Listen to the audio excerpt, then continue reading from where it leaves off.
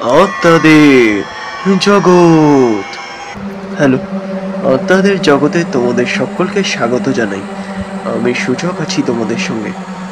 আজ যে ঘটনাটি তোমাদের শোনাবো তা আমি শুনেছি আমার মামার বাড়ির দাদুর থেকে। তো ঘটনাটি শুরু করার আগে বলে রাখি যে আমার এখন তোমাদের সাপোর্টের খুবই দরকার। এই জন্য তোমরা বেশি বেশি করে শেয়ার করো ঘটনাটি, আর লাইক, কমেন্ট, সাবস্ক্রাইব করে পাশের বেল আইকনটি প্রেস করে রাখো, যাতে নতুন নতুন ঘটনা তোমরা শুনতে পারো। এবার মূল ঘটনায় আসা যাক।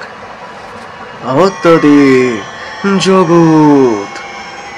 তো আমার মামার বাড়ির দাদু ছিলেন একজন বাস ড্রাইভার।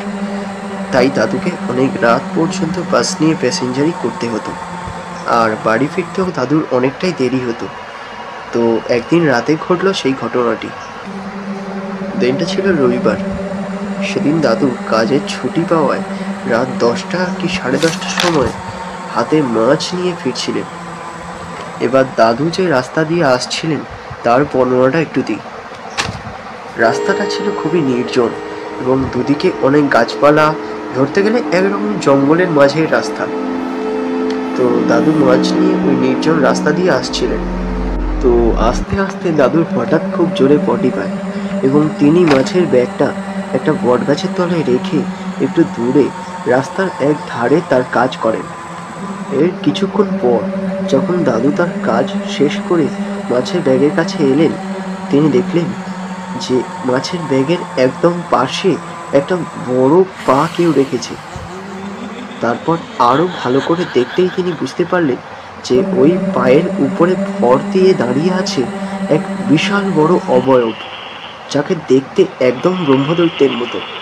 এই দেখে দাদু মাছের ব্যাগ ফেলে ছুটলেন এবং এক দৌড়ে তার বাড়ির সামনে গিয়ে পড়লেন এবং অজ্ঞান হয়ে গেলেন।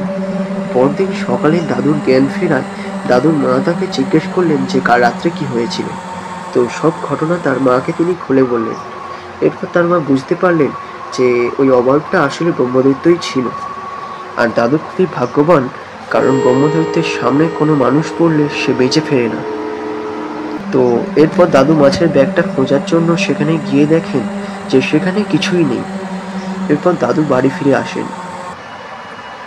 তো এই ছিল আজকের ঘটনা। একটু ছোট হয়ে গেল ঘটনাটা, কিন্তু ভালো লাগলে অবশ্যই আমাকে সাপোর্ট করো। আর আজ আমার শরীরটা বিশেষ ভালো নেই, তো সেই কারণে বড় ঘটনা বানাতে পারলাম না। ভুল হলে ক্ষমা করে দিও। তো আজকের মতো এই পর্যন্ত। দেখা হবে নেক্সট ভিডিওতে।